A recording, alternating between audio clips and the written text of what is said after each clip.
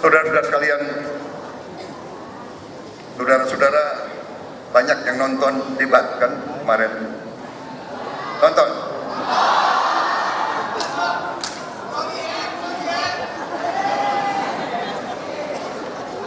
Satu-satunya paslon yang berani bicara hilirisasi, maaf, hanya paslon nomor 2.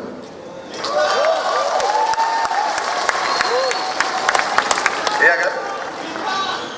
Mas Gibran yang dibilang anak ingusan, ya kan? Nggak ada apa-apanya, ya kan? Hanya karena anaknya Jokowi dihina, diejek, ya kan? Anda ikuti kan? Ternyata tampil dengan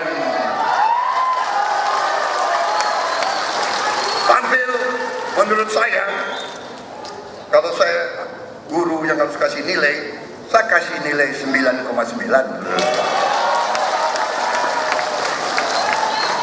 Kalau nilai 10 katanya hanya untuk Allah Subhanahu wa Ta'ala, kan begitu. Oke, mungkin saya tidak objektif karena itu wakil yang saya pilih dengan penuh risiko, ya kan? Anak muda katanya kurang berpengalaman, tetapi waktu itu saya berpikir, kalau saya pilih orang yang sangat berpengalaman, ya, kalau pengalamannya baik.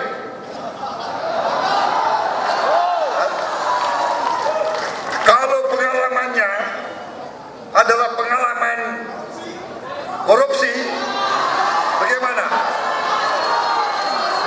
Kalau pengalamannya selalu mengakal-akalin rakyatnya sendiri, bagaimana?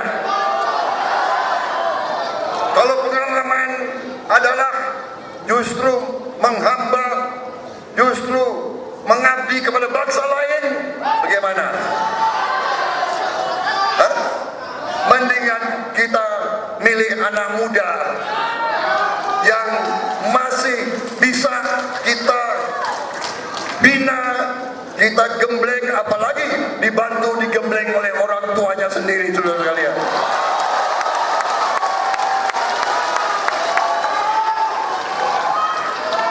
Apalagi orang tuanya seorang pejuang merah putih, seorang yang membela rakyat Indonesia.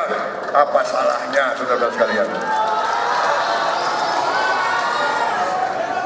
Jadi kembali, kami punya suatu peta pelaksanaan yang kita sebut strategi transformasi bangsa menuju Indonesia Emas 2045.